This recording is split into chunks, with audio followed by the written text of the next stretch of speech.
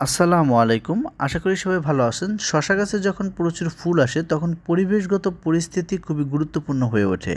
বিশেষ করে কুয়াশা এই সময়ে শশা চাষে নানা সমস্যা তৈরি করতে পারে।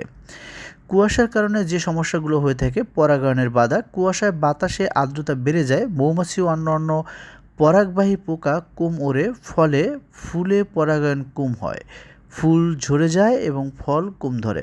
ছত্রাকজনিত রোগের ঝুঁকি, কুয়াশায় ভেজা পরিবেশে রোগ দ্রুত ছড়ায়, যেমন ডাউনি মিলডিউ, পাউডারি মিলডিউ, ফুল ফুল ও ছোট ফল পচে যাওয়া, ফুল ঝরে পড়া, অতিরিক্ত আর্দ্রতা ও কম রোদ এর কারণে ফুল ঝরে যেতে পারে।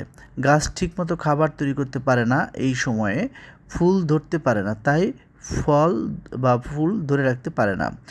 ফল বিকৃতি ও বৃদ্ধি কমে যাওয়া, অসম্পূর্ণ পরাগায়নের কারণে ফল অনেক সময় বিকৃতি বা বৃদ্ধি কমে যেতে পারে। ফল বাঁকা, চিকন বা ছোট হতে পারে।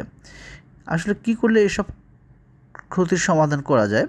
জমি বাতাস চলাচল নিশ্চিত করতে হবে, অর্থাৎ গাছ খুব ঘন করে লাগাবেন না, আগাছা পরিষ্কার রাখুন, সকালের দিকে সেচ এড়িয়ে চলুন, বিশেষ করে কুয়াশার সময় অতিরিক্ত পানি দিবেন না, মাটি ভেজা থাকলে পাতায় পানি না পড়াই ভালো।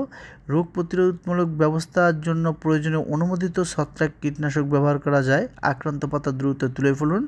আপনি ফুল ফোটার সময় কীটনাশক ব্যবহার এড়িয়ে চলুন। মৌমাছির জন্য নিরাপদ পরিবেশ রাখুন। পুষ্টি ব্যবস্থাপনা, ব্রোন এবং পটাশ সঠিক মাত্রায় দিন। অতিরিক্ত নাইট্রোজেন পরিহার করুন।